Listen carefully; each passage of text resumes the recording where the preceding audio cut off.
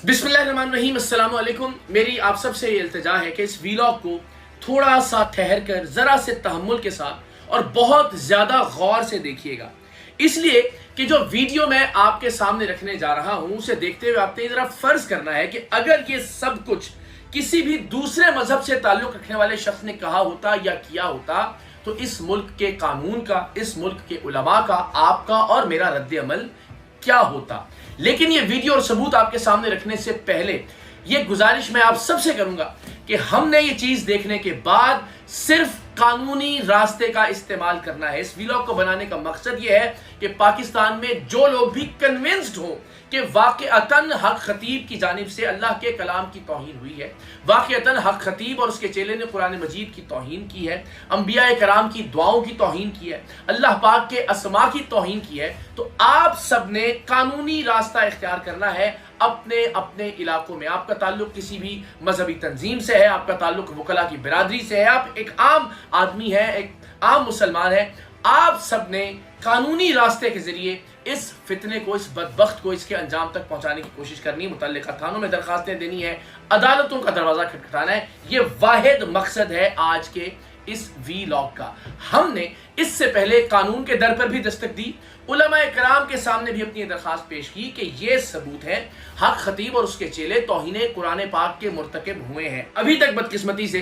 कानून की जानिब से भी कोई ऐसा हौसला अफजा रिस्पॉन्स नहीं देखा गया और उलमा की जानिब से भी इस हवाले से कोई राय सामने नहीं आई। मैं हमेशा ये कहता हूं कि अगर हमारी बात के मुखालिफ राय हो तो ये कह दिया जाए कि जी हाँ बिल्कुल ये जो चीज आपने रखी है इसमें अल्लाह के कलाम की तौहीन नहीं हुई, कम से कम यही कह दिया जाता। तो पाकिस्तान के तकरीबन हर नुमाइंदा दारुल अफ्ता में, यानी हर मसलिक के जो बड़े मुफ्तियान कराम हैं, बड़े दारुल अफ्ता हैं, वहां ये हमारा सवालनामा मौजूद है। और आज भी इस वीडियो के तवज्जुह से हम उलमा ही की खिदमत में ये गुजारिश कर रहे हैं कि वो इस सिलसिले में हमारी और कौम की और उम्मत की रहनुमाई फरमाएं। चूंकि ये शख्स मजहब ही का इस्तेमाल कर रहा है और मजहब ही की आड़ ले रहा है तो इसका रद्द मजहब ही से मुमकिन है, मजहबी के दलाइल से और अपने अकायद की रोशनी में हम इसका रद्द कर सकते हैं। तो जाहिर है जो शख्स ऑलरेडी मजहब कार्ड इस्तेमाल कर रहा है उसके खिलाफ आप मजहब का हवाला देकर ही अपना मुकदमा पाकिस्तान की अदालतों में, पाकिस्तान के अवाम के सामने और पाकिस्तान के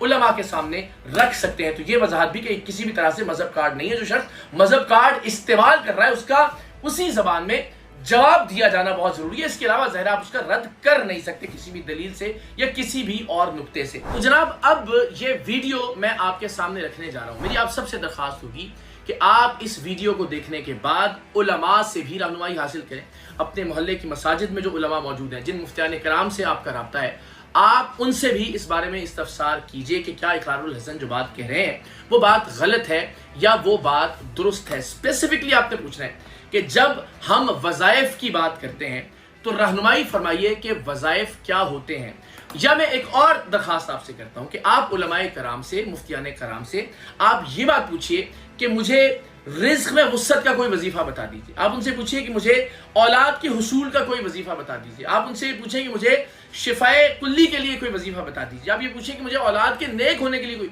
यानी जो भी आपको मसाइल जिनका सामना है आप उलमा से पूछिए कि मुझे इस बारे में वजीफा बता दें। और आप देखेंगे कि उलमा और मुफ्तियान कराम आपको कुरान मजीद की आयात बताएंगे या अल्लाह पाक के अस्माए गिरामी में से कुछ इस्म बताएंगे कि आप इनको इतनी बार पढ़ें और अव्वल और आखिर 11 बार दुरूद शरीफ पढ़ें। तो इसी तरह के वज़ाइफ और वजीफ़े आपको उलमाए हक की जानिब से आपको बताए जाएंगे। और आप हक खतीब और उसके चेलों और उसके मुरीदों के सर पर भी कुरान रखकर पूछिए कि वज़ाइफ का क्या मतलब होता है। आज तक जितने उलमा ने, जितने पीराने उज़्ज़ाम ने वज़ाइफ बताए, क्या वो कोई जंतर मंतर नऊज़ुबिल्लाह बताते रहे? तमाम लोग कुरान मजीद की आयात को वजीफा होता क्या है? वजीफा एक खास मुकर्रर तादाद में या मिकदार में किसी भी चीज का दोहराया जाना है। तो यानी अगर आप अपने मामूल का हिस्सा बना लें आयात कुरानी को, अंबिया कराम की दुआओं को या अल्लाह के अस्मा को एक खास तादाद में पढ़ने को, इसको वजीफा कहा जाता है। और पाकिस्तान भर के तमाम उलमा, मैंने आपसे कहा कि आप पूछ लीजिए कि उलमा वजीफा किसे कहते हैं, या आप उनसे कोई वजीफा पूछ लें कि मुझे इस चीज का वजीफा बताएं, तो आपको अंदाजा हो जाएगा कि उलमा आपको अल्लाह के कलाम की आयात बताएंगे। तो आप ये साबित कर लीजिए अपने तय भी कि वजीफा या वज़ाइफ قرآن مجید کی آیات ہیں، انبیاء کرام کی دعائیں ہیں، اذکار ہیں، یا اللہ کے اسماء گرامی ہیں۔ تو یہ چیز ذہن میں رکھتے ہوئے اب ذرا آپ اس ویڈیو کو دیکھیے۔ یہ ویڈیو بہت سارے لوگوں کی نظر سے گزر چکی ہوگی، جہاں اچانک حاضرین میں سے ایک شخص اٹھتا ہے جو بالکل اندازہ ہوتا ہے کہ وہ پلانٹڈ ہے، وہ چیختا ہے، چلاتا ہے، حق خطیب کے سامنے آ کر کھڑا ہو جاتا ہے، اور حق خطیب صاحب مائک جو ہے وہ اپنے چیلے جہاں زیب ہزاروی کے حوالے کر دیتے ہیں۔ جہاں زیب ہزاروی حق خطیب کا جوتا اٹھاتا ہے، اس شخص جس پر جن حاضر ہوا تھا ہے اس کے چہرے کے سامنے کرتا ہے، اور وہ شخص زمین پر گر جاتا ہے۔ یہ تمام تر تفصیلات پلانٹڈ ڈرامہ پاکستان کا بچہ بھی دیکھ کر اسے اوور ایکٹنگ والا ایک ڈرامہ قرار دے سکتا ہے، لیکن اس سارے ڈرامے کے اختتام پر حق خطیب کی موجودگی میں، اس کے اذن سے، اس کی اجازت سے، حق خطیب کا چیلا جوتی کی طرف اشارہ کر کے یہ کہتا ہے کہ جو طاقت اللہ کے ولی کے جوتے میں ہے، اور اشارہ ہے حق خطیب کے جوتے کی طرف، وہ طاقت کسی نہ مولوی نہ پیر کے وظیفے میں نہیں ہے۔ یہ ماننا پڑے گا کہ قلندر کے جوتے میں جو طاقت ہے وہ کسی نام نہاد پیر اور مولوی میں نہیں ہے۔ یہ کلپ ذرا ملاحظہ کیجئے۔ جو طاقت اللہ کے ولی کے جوتے میں ہے وہ نام نہاد کسی نہ مولوی کے نہ پیر کے، وہ اس وظیفے میں نہیں ہے۔ یہ ماننا پڑے گا کہ قلندر کے جوتے میں جو طاقت ہے وہ کسی نام نہاد مولوی اور پیر کے اندر طاقت نہیں ہے۔ میں پھر ایک بار دہراتا ہوں، حق خطیب کی موجودگی میں وہ سر ہلا رہے ہیں باقاعدہ، اور ظاہر چیز سے روکا نہیں ہے۔ اور یہ سارا جو ڈرامہ ہوا کہ وہ شخص آئے گا، حق خطیب مائک پکڑائے گا، حق خطیب کی جوتی جہاں زیب ہزاروی اپنے ہاتھ میں تھامے گا، جن جو ہے وہ زمین بوس ہو جائے گا، اور پھر وہ جوتی کو ہوا میں لہراتے ہوئے کہے گا کہ یہ جو اللہ کا ولی ہے، حق خطیب کی جانب اشارہ کرتے ہوئے، اور اس کی جوتی کی جانب اشارہ کرتے ہوئے کہ جو طاقت اللہ کے ولی کے جوتے میں ہے وہ نعوذ باللہ نہ کسی مولوی نہ کسی پیر کے وظیفے میں نہیں ہے۔ اب آپ یہ بتائیے، اس ملک کا کون سا مولوی، اس ملک کے کون سے علماء کرام وظائف میں کوئی جنتر منتر بتاتے ہیں، یا وظائف میں کسی شاعر کے کوئی شعر بتاتے ہیں، یا کوئی بھی ایسی چیز بتاتے ہیں جس کا اللہ کے کلام سے، دین سے کوئی تعلق نہ ہو؟ تو اگر وہ تمام چیزیں نعوذ باللہ کمتر ہیں، نقل کفر نہ باشد حق خطیب کی اس جوتی کے، تو ٹھیک ہے، میں آپ سب سے درخواست کروں گا، بالخصوص علماء کرام سے، کہ چلیے اب تک آپ نے اس حوالے سے بہت سارے علماء نے گفتگو نہیں فرمائی، لیکن اب تو وہ اس ملک کے علماء کو بھی اپنی جوتی سے بدتر قرار دے رہا ہے، اب تو اس ملک کے پیران عظام کو بھی اپنی جوتی سے کمتر قرار دے رہا ہے۔ کم سے کم اس معاملے پر ہی آپ ضرور کوئی لب کشائی کیجئے اور امت کی رہنمائی کیجئے۔ تو تمام علماء کے نزدیک وظائف قرآن مجید کی آیات ہیں، انبیاء کرام کی دعائیں ہیں، اور اللہ کے نام ہیں، جن کو ایک خاص تعداد میں علماء یا پیران عظام بتاتے ہیں، اور یہ بھی تاکید کرتے ہیں کہ ان سے پہلے بھی اور بعد میں بھی آپ نے 11 مرتبہ درود شریف بھی پڑھنا ہے۔ تو اگر آپ سب کے نزدیک، اس ملک کے علماء کرام اور مشائخ عظام کے نزدیک وظائف کا مطلب آیات قرآنی ہے، اللہ کے اسماء ہیں، انبیاء کرام کی دعائیں اور اذکار ہیں، اور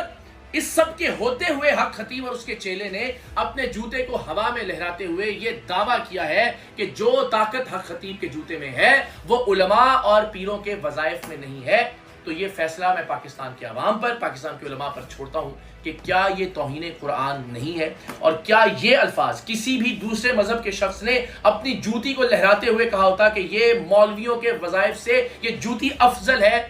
تو ہم لوگ کیا رد عمل ظاہر کرتے؟ میری آپ سب سے درخواست ہے، میں ہمیشہ اس بات کا قائل رہا ہوں کہ قانون کا راستہ اختیار کیجئے۔ اس وقت درجنوں درخواستیں مختلف لوگوں کی جانب سے پاکستان کے مختلف تھانوں میں موجود ہیں، لیکن ہم سب نے انتظامیہ سے، قانون سے درخواست کرنی ہے کہ پلیز آپ اس سلسلے میں قانونی کارروائی کا آغاز کریں، مقدمات کے اندراج کو شروع کیا جائے تاکہ حق خطیب اپنے منطقی اور قانونی انجام کو پہنچے۔ اور میں انشاءاللہ العزیز آنے والی ویڈیوز میں مختلف علماء کے بیانات کی روشنی میں، مختلف علماء کی رائے کی روشنی میں